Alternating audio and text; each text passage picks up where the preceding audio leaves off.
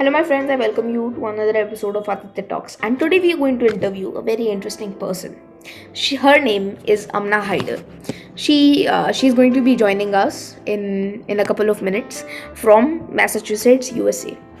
She has founded many startups over the course of her life, which is really interesting. Some startups she has done are BabyChild and Naturally Hina, and she's raised over $1 million in 1 year with her startup BabyChild, and that's a lot of money. And not only that, she has devoted a lot of time throughout her life in the field of neuroscience. She researched a lot and has partnered with very big firms in this industry and actively participates in this field. So not only that, with she has founded startups. She is a very great researcher in a field, and not only that, she contributes to youth throughout the world, helps them to learn and grow. She does this by partnering with many youth accelerators and NGOs throughout the world who help youth to be successful in life. She has done a lot throughout her life, and she has learned a lot throughout her life, and she's going to share her learnings and her stories today on Aditya Talks. Stay tuned till the end.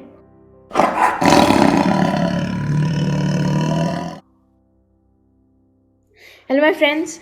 Welcome to another episode of Aditya Talks, and today we have Miss Amna Hyder on our show. Welcome to the show, ma'am. Thank you. It's good to be here. Okay, so just for our viewers, for the benefit of our viewers, can you share your background story? How did you reach this point in your life? What are your learnings from this experience? Yeah, so I can kind of go take you on the story of my life starting from undergrad. So in undergrad, I really got interested in research, data science, and physics. It was a great program that I was in where we really got to do more hands-on work while also learning about a variety of different things in science.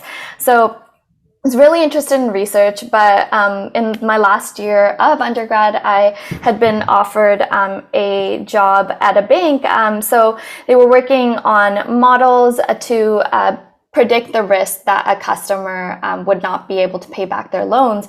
And at the time, I didn't really know what else to do. There were so many different research areas I was interested in. So I took that job. And while I was also doing that, every day, after work or on the weekends, I was either tutoring or doing my own research on the side. And after almost a year of doing that, when I was offered a promotion, I realized that, my real passion lied in research and education. So I told them that's kind of what I want to do. And I packed my bags, and within a month, I moved to Vancouver. I was originally from Toronto, and started doing some interesting research at UBC. So I did some work as a TA there in psychology and started my graduate studies at UBC. So it was a combined master's and PhD program that was research-based in neuroscience. So yeah, I had some of the best times in my life during this time, and traveling the world and working on some really interesting projects, which I could potentially get more into later. But also during this time, I started my own business that really took off. And I realized that I actually had a major passion for entrepreneurship that I'd never dabbled in before. So I cut my research short. I had started a business that had really taken off, and I finished with a master's and just got a little bit deeper into entrepreneurship. But the one thing about being an entrepreneur or having your own business is that you don't really get time. If you don't know how to set your own boundaries, you don't really get time to do anything else. And I had gotten married a couple of years prior to that, and I felt like at this stage, I really need to learn how to set my own boundaries.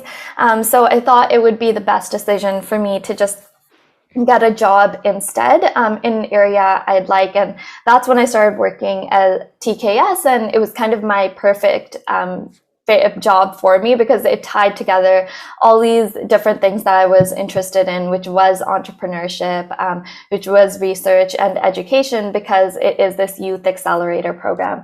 So really enjoyed that. Partway through that, I had a baby. So right now I'm just taking a little bit of a break to give my baby some attention.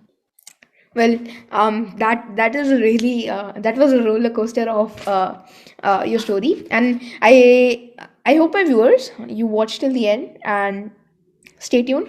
And for the benefit of our viewers, TES is basically a youth accelerator program, and it basically is nurturing youth for the next generation, next era. So, with that in mind, ma'am, how how did you get into education? Since you already told you were into education like since childhood, you were teaching maths and all. So how did you get into this industry? And I also love education a lot. It's like one of the industries that I want to go into in the future, but I don't know what I'm going to do. But anyway, that's what I want to do in the future. uh what how did you get into this field? Yeah, I mean, I think what you're doing already right now is a great way to get into education. But yeah, I think the main thing is just following your passion. So I think maybe my first passion for education started when I was just a little kid, because I had two younger brothers. So just always wanted to teach them. And as in high school, I started getting really involved in different ways that I could educate the younger kids in my high school. And in grade 12, I was actually the youngest person in Canada at the time, or the Peel District School Board, I think, in the area that I lived, to have been hired to be a TA for math. And I really, for that specific course, I started developing, what we would actually be teaching in each lesson, delivering those lessons, coming up with the test and the exam for that. So it was a really exciting time for me to do that. And I think that really gave me the confidence as I move forward to start other initiatives.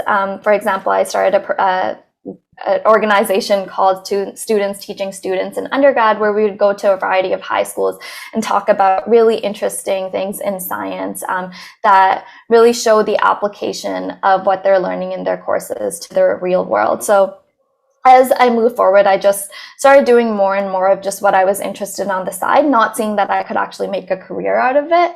But I think, if you just follow your passions, eventually you will end up in a position where you are doing what you love. Yes, absolutely. I completely agree with that. When I was like 2 years ago almost, when I was reading a lot of books, and I discovered that one of my one of the passion I had was to share my knowledge with others.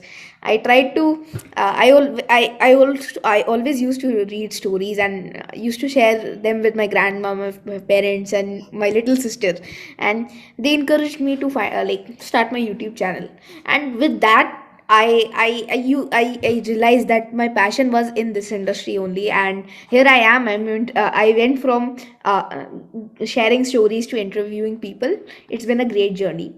But anyway, ma'am, from your learnings, that's thank you for sharing those. And ma'am, how did you like education is one of the prominent industries you've been in, but not the only one. Neuroscience is also one of them. Can you tell us about your research, your work in the new in this field? Yeah, for sure. And also amazing what you've done already and the growth that you've had, especially since you're so young. As for how I got into neuroscience and kind of my connection with the love of neuroscience, it started as twofold, right? So I think the two things that I was most fascinated in from the very beginning were physics and psychology. So physics was really my first love, and the majority of what I kind of studied prior to neuroscience. But I'd always been really fascinated in psychology and understanding humans better. I always used to read books on psychology and try to get a better understanding of how the human mind works. And neuroscience, or at least the type of research in neuroscience that I'm drawn to, is, to me, the intersection of physics and psychology. And it allows me to really break down the complexities of the human mind and the human condition to something that is more simple. And, sometimes to even just use equations to model it, or at the very least to simplify data that you have to, make some meaningful conclusions. So I think it's really a twofold interest for neuroscience for me. Yes. So for the benefit of our viewers, can you just give a brief intro for neuroscience, like what it is in simple format? So yeah, neuroscience is such a broad field. It's really anything to do with studying the brain, but it can range from, something that might involve brain-computer interface to something where you're studying more like the biology or the molecules, neurotransmitters that are involved. So there's just such a wide range for neuroscience. I have a lot of friends who are also doing their PhDs in neuroscience, and I think even just communicating the research we do to each other is difficult, because the different fields are so wide ranging in neuroscience. But really, ultimately, it just comes down to the study of the human brain. Okay, so that is really interesting. And so with education, neuroscience, and toys, you mixed them all together and founded BabyChild. Can you tell us about your venture and what it was all about? Yeah, so this was during my time doing research, and initially my mom was visiting me in San Francisco, and she wanted to do something herself. My brother is an entrepreneur, so he was like, why don't you start a business to do something, something that you both are passionate about. So I thought, this will be something engaging for my mom. I came up with the idea of putting together educational toys. My mom has a background in Montessori with neuroscience, so that we can really figure out what are the best toys for kids. Because, and now as a new mom myself, what I really understand is that you don't have the time to understand how does the baby's brain work and what are the best toys for them. And for the most part, you just pick a toy because it looks cute or because it worked for your friend's kids. So what we were trying to do is, really do the research, figure out what the intention behind certain toys are, and then sell toys that are genuinely helpful to kids' development. And what we realized is that there's actually a huge market for this. This is something people really want. And we were essentially developing and curating toys that are scientifically proven to be helpful for a kid's development. Okay. So, yeah. So that's really interesting. So where's BabyChild? If people want to buy BabyChild or are interested in it, is it going to come back, or how can they get involved with this project? Yeah, so as you're also alluding to, I eventually shut down the business because I realized, that entrepreneurship is something that requires so much time. I didn't know how to set my boundaries, and it was just exciting to want to keep growing it.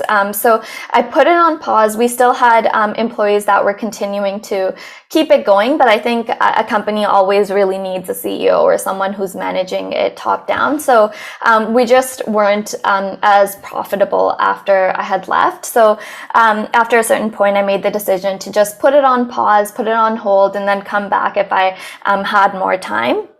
So yes. Right now, I don't really know when that happens. I think there's so many things I'm excited about. I don't know which area to go in first. So I don't really know if that'll work. I've been talking to some people about whether or not they want to take on the business for me. So yeah, I think basically I don't know, but hopefully sometime in the future. There's still some products that we have that I think if someone doesn't take on the business, we can sell those products to other companies. So for example, there's this one product, it's called sensory cognitive cards that I developed, where we have different cards depending on the stage of a kid's brain development, and it takes into account a lot of research. So for example, when babies are born, they only really see in black and white. So the cards for that age are really high contrast images to help them focus or develop their attention span. And then as they get older, kids can really understand language a lot before they can control their vocal cords and breathing patterns to, make the complex sounds that are required for speech that we can do so easily. So it's been shown that sign language is a great way to get your kids to communicate earlier. And one of the aspects of this set of cards was that it helped kids learn sign language. And it's funny because now my husband and I have been using these cards, and my daughter can tell us things like when she's hungry, when she wants to drink milk, different things, and about what she wants without, just crying and screaming or being understood as we try to go do multiple things. So that set of cards, we still have an inventory of them. I still have the product. So if we don't start the company, I could potentially sell those cards to another business. Yes. So that is really interesting, and it's a really great startup with the idea in mind. Child development is like one of the, if a child is nurtured and is raised in a proper way, like if youth is changed like from the beginning, the next generation will of course change. So that was a very interesting venture. And child education is an industry which is like really untapped, and TKS like is one of them, and I also hope to like do something in it. But anyways, uh besides BabyChild, you have done like many more startups. Some of them are like naturally henna and photography, and a startup called Amna. Can you tell us about them and how you started them? Yeah, for sure. So I can start with the naturally henna that I started. So it was a nonprofit business where I was selling natural hair products. So this was inspired by one of my colleagues when I was working at a banquet earlier. She was saying that, where do I get a henna from? And she'd love to get some henna from me. And henna, for those of you that don't know, it's a natural hair dye derived from a plant, and it's one of the oldest beauty products used out there. Dates back up to 9,000 years and was even used by, well, some people think it was even used by Cleopatra herself. And it has a lot of proven benefits to the scalp and to the Western world. One problem with a lot of henna that's sold is that they use this chemical called PPD, and that comes with a variety of health risks there's been a ton of papers written on this too. And the reason they use that is because it really helps leave a stronger color. So those are the ones people say works best for them. And then, that sells the best too. So my goal was to get the most natural product out there. So I found really great natural henna coming directly from the plant. And the goal of this company was to have a consistent stream of revenue to support a nonprofit in Pakistan that educates children who otherwise would not have access to education, just because there's millions of kids there who have no way to get an education. But same thing with the company BabyChild. I'd started naturally henna towards the end of when I was shutting down BabyChild, and I thought, it was a lot of work, and naturally henna wasn't doing as well as I had hoped, enough that the time that I was putting into it was worth, I think, the revenue that was coming out. So I decided to, shut down that business too, because it just was not making a sustainable revenue stream relative to how much effort that I was putting in. And I think that failure taught me a lot about business as well, especially about, you can be passionate about your own ideas, but you have to see what the customer wants first. And then if it's not doing that well, it's probably a good idea to just shut it down. So that was a smaller company that I'd started. And for the other one that you were mentioning, Nabil Photography, that my husband and I started together. And we got into photography when we first got married, and I just started to love it. I think photography allows you to capture these transient moments in a way that otherwise pass us by. So I love it as an art. I even love the more philosophical side of what that means to capture this one singular moment. And also, I think it's a great opportunity to connect with other people. So, to capture moments of love between them, whether it's when they're getting married or, when they're taking family photographs and capturing that love that exists between a family. So, it's just something on the side, something that both my husband and I do together. It really challenges us creatively. It allows us to continue learning about different types of cameras, different methods of photography, different methods of editing. So that one I really love, but it's really something on the side just to keep me curious and passionate. That's really interesting. And the naturally henna startup is really is a really great venture. And my grandma, who's 80 years old, got amnesia because of there's a disease. I don't know what it's called, but she got a disease from henna, like, this artificial color. And now she forgets, like, most of the time, like, what she's doing, has she's in, like, she has eaten food or not, or something like that. And this is a problem that happens throughout the world, not only in India or neighboring countries. We have henna, but not throughout the world. So that's a great venture. And secondly, Amna will also is really great. I think you should have something which is which is like a hobby to you, and which you have a passion for. And Aditya Talks is also something similar to me. I love to do it because I learn a lot from it, and I love to give to others. So these things are very like, are necessary in life. So with that in mind, ma'am, I would like to learn some about the specific work, something which you have done for mankind, something like that, yeah. You mean like a specific Example. contribution Yeah. that I think from my work? It's hard to really think about what is the most impactful thing out of the work that I have done.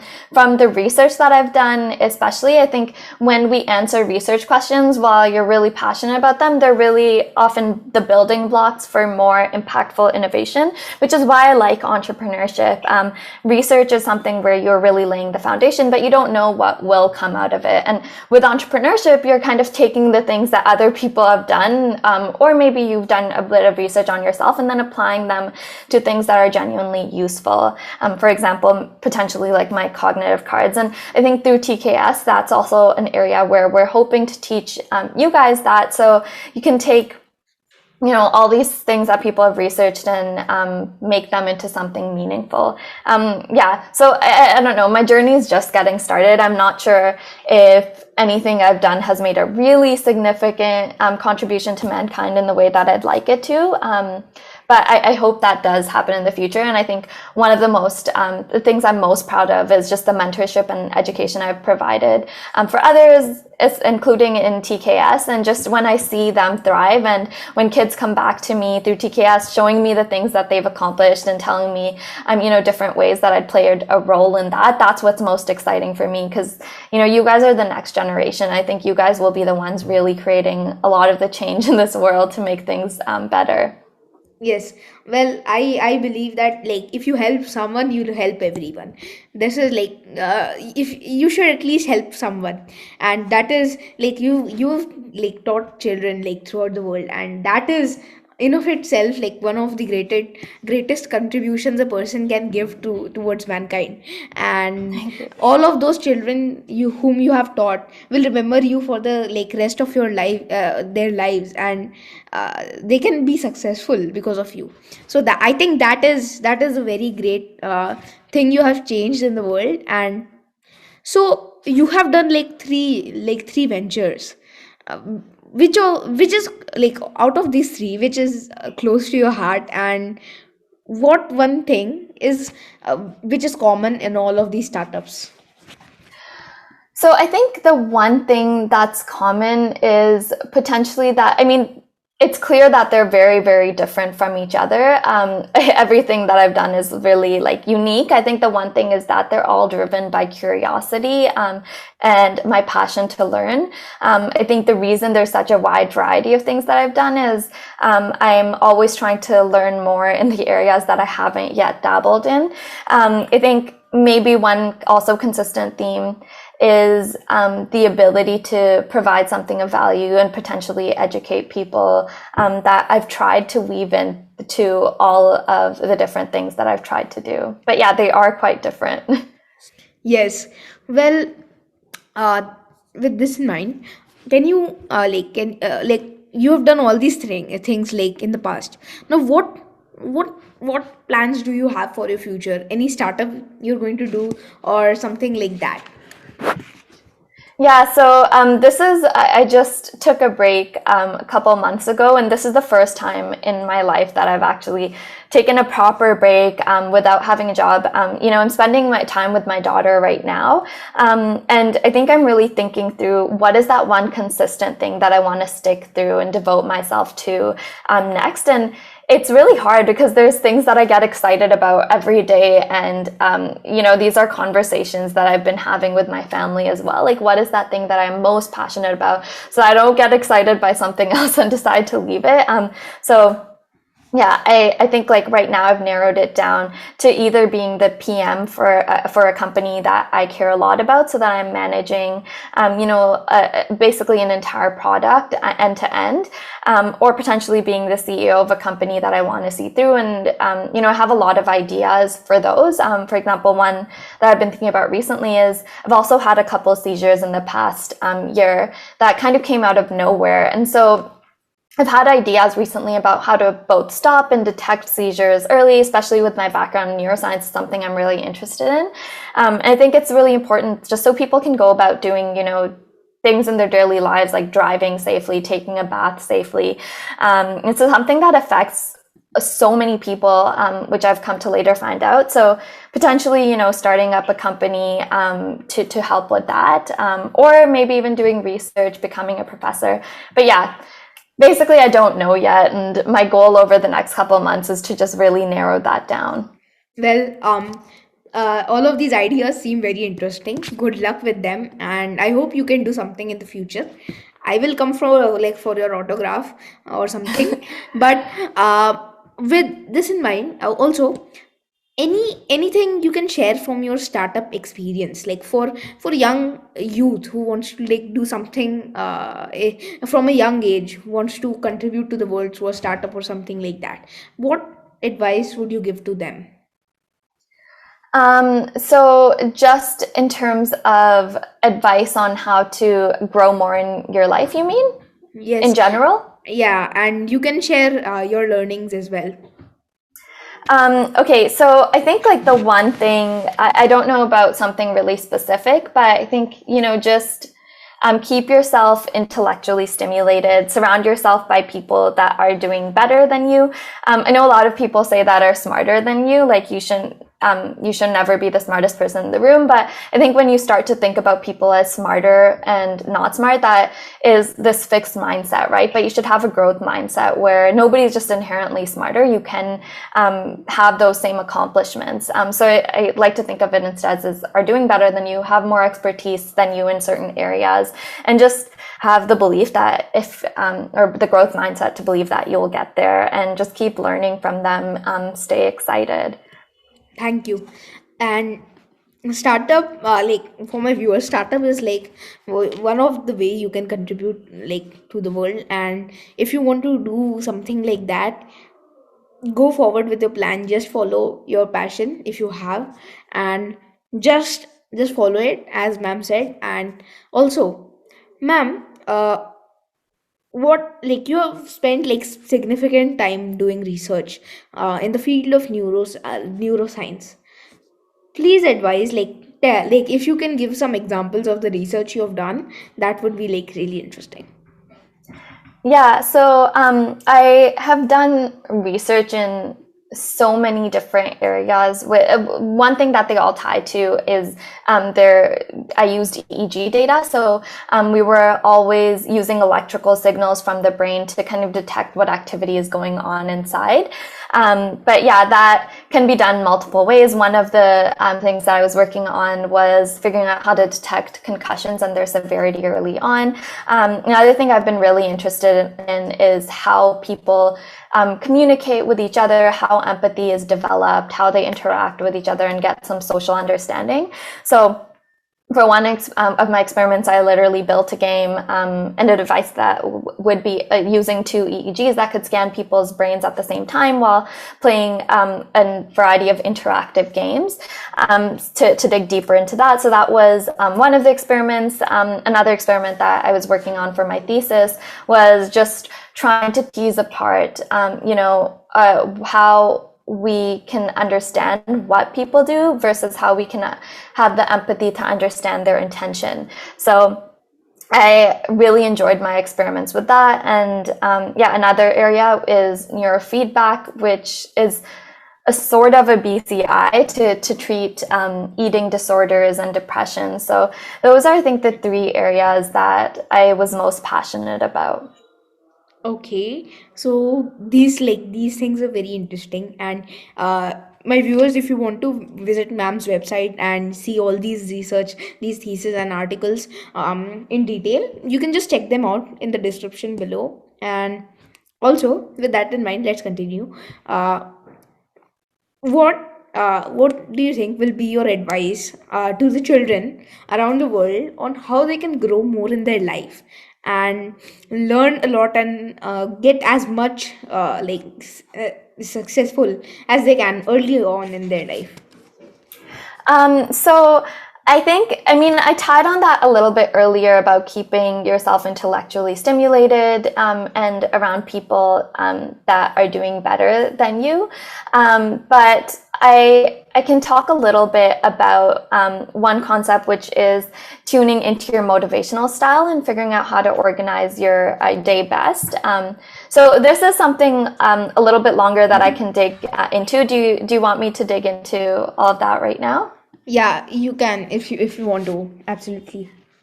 Okay, so and the reason I'm excited about this is I was watching a video a couple months ago from this doctor who actually makes YouTube videos. He's also a gamer, and he was talking about this Ayurvedic model to understand our own motivation styles. And something I've shared with a few people, and it's just really beneficial to understanding who they are instead of, trying to apply this one, basically what people tell you about how to stay motivated and how to organize your day. So there's 3 different types of motivational styles according to this Ayurvedic model. And this, by the way, dates back thousands and thousands of years. It's entire area of like medicine and all these different things started in India. But yeah, there's 3 different types, the Vata, Pitta, and the Kapha.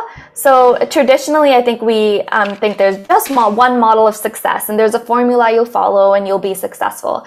But the Ayurvedic model has you first understand that everyone is different, and you should do what works for your motivation style to fuel you instead of having it be held against you. So for example, I can go quickly into the 3 different styles. So Vatas have a more dynamic form of motivation. So they're easily motivated, but their attention switches. So I think one of the best advice for this type of people is that, stay focused on a few different things that you like and use that initial drive and that passion that comes to you to stay focused on that one thing. When you're done with that drive and passion for that one thing, move on to the other thing that you're excited to, but kind of alternate between these things throughout your day instead of just trying to focus from 9 to 5 on one particular thing. So you can use that as your advantage to focus in multiple areas. And I think I'm more of a Vata style. So yeah, when your attention wanes, you move on to something else. Pittas are more as what we see as the traditional form of motivation. So they have this steady, constant motivation. I think most self-help books are targeting people to become more like Pittas. For Pittas, sorry. And for Pittas, you probably want a stable workday without taking too many breaks, because you can easily get into the zone. But yeah, that doesn't mean it's necessarily the best type of motivational style. It's just different. And then Kappas have a motivational style, which Dr. K describes as having slow acceleration, but having a high top speed. So for Kappas, the best work that they produce might come later on in the day. And the best thing for them is to give themselves time. And there's actually been a lot of legit research on this too. So you can find like legitimate papers of people who have researched this, and it's really exciting. But yeah, what do you think about what style you might be? I don't know about that, but I think motivationals. I don't know about that. I'm not really sure. Which category I fall in, but yeah. So I would like to ask like one more question. As many children like throughout the world uh, face a lot of problems like while researching a topic. What would be your advice on researching effectively, and how they can, like, why does this matter actually?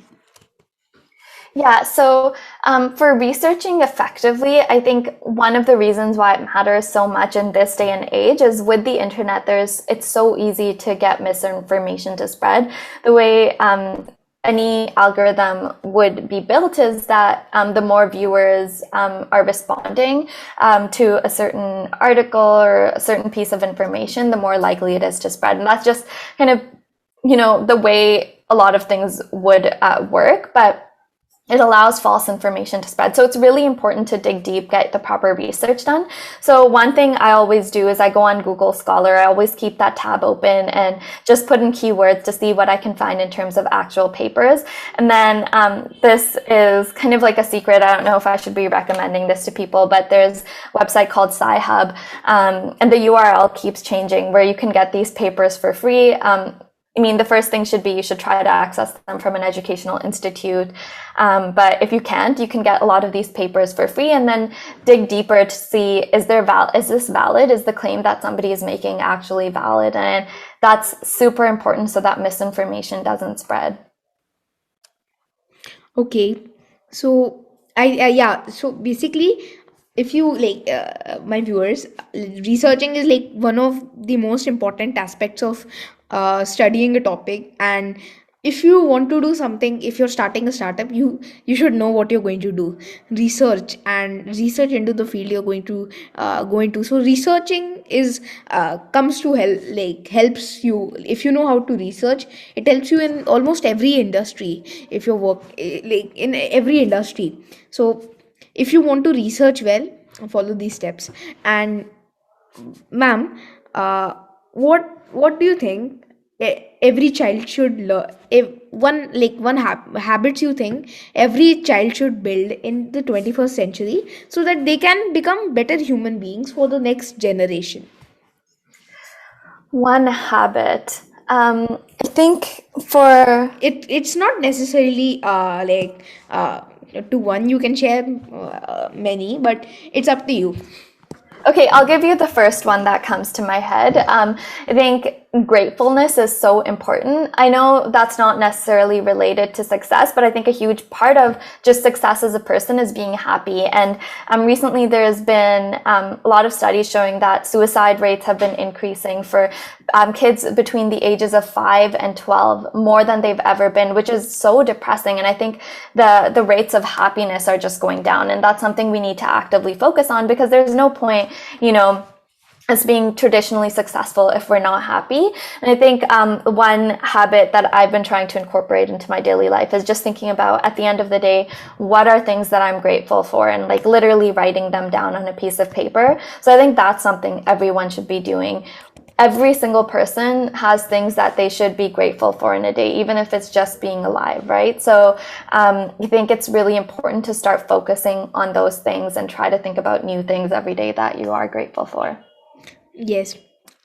So yeah, yes, happiness is like one of the most important things. If you're not happy in life, there's no purpose to your life. You can't just like do work or something like that if you're not happy with anything. So happiness is like one of the most important factors. And with that, who is your inspiration and role model? Since you have done so much throughout your life, so much great things, you have started so many startups and all of that, there must be some inspiration. Can you like tell us about that? Yeah, so I think for pretty much literally anything I do, I have multiple different role models for them. I think every single person, including you, there's so much to learn from literally anybody you meet. So I try to keep that perspective instead of, having one person assuming that they're perfect in a lot of areas. I'm not saying that anyone does that when they have a role model, but it's hard for me to pick someone. But I think the one person I would say it has been like a consistent role model to me, not because of success or any of that, is my mom's sister. I call her my khala. I actually named my daughter after her too. She's just the most loving and generous person that I've ever met. She loves everyone with her heart fully open, and she's left such a huge mark on me. So I think that's someone who I strive to be. I think as we were talking about happiness being so important, I think a lot of happiness and fulfillment strives from generosity and love. Actually, one of my favorite authors, also someone I really see as a huge role model for me, he says in one of his TED Talks and books, he says depression is a flaw in love. I might be misquoting him, but yeah, depression is a flaw in love. To be able to love, we must be able to despair at what we can lose, and depression is the mechanism of that despair. And I just love that quote so much because it talks about depression being a flaw in love, but he goes on to say that, paradoxically, depression can be cured the best by love itself. And I just think that the world can use so much love nowadays. Yes. I think I totally agree with you. This is depression is like is like really bad, and every and by viewers, like if you want to ever become successful in life, you should have like one inspiration, you should have like one mentor, and you should have one role model or something like that. If you have something in mind that you want to become something like them, don't religiously follow them, like follow all the steps, but you should have an idea of what you want to become over the next 10 years. I think that helps you become successful like in life, and you have everything mapped in your life. So basically, ma'am, thank you for sharing that. And ma'am, 5 books you think every child should read in these times?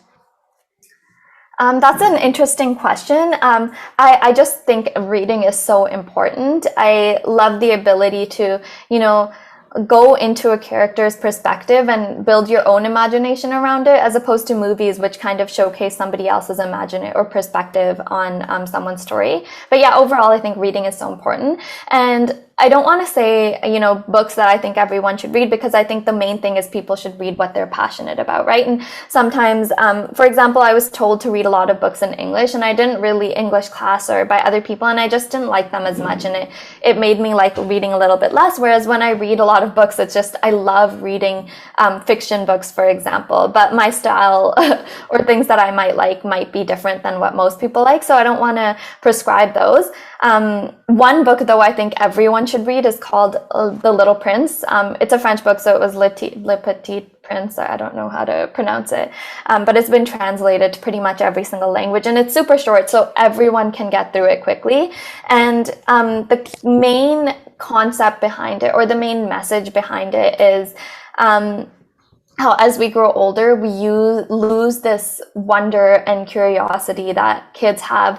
And I mean, you're still young, but I think probably when you think back to when you were like 5, 6, 7, the wonder that you had for the world must be different than what it is right now. And as you get older, it often becomes a lot less. So it helps give you that reminder that, keep some of that wonder, keep that curiosity alive, and that open-mindedness, so you can see things in a different way, because that's where a lot of innovation happens. So that's one book. Another book, just one of my favorite books that I recommend to a lot of people, it's called Sync, Synchrony by Steven Strogatz, I think at least.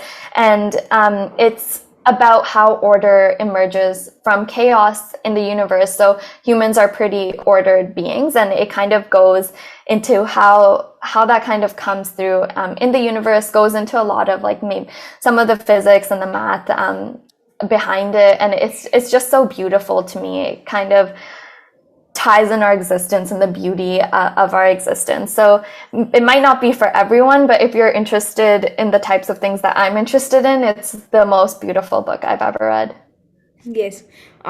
So that books, I think books are like one of the most interesting like things. I used to love reading books in my childhood, and reading books is like one of the most interesting hobbies. And Mr. Prince and in the second book, Sing, and I would love to read these both of these books. I've never read them myself, and who like I my viewers, if you want to check them out, they are in the description below, and you can just visit them and buy them if you want Awesome. to. So tell And us about your favorite book.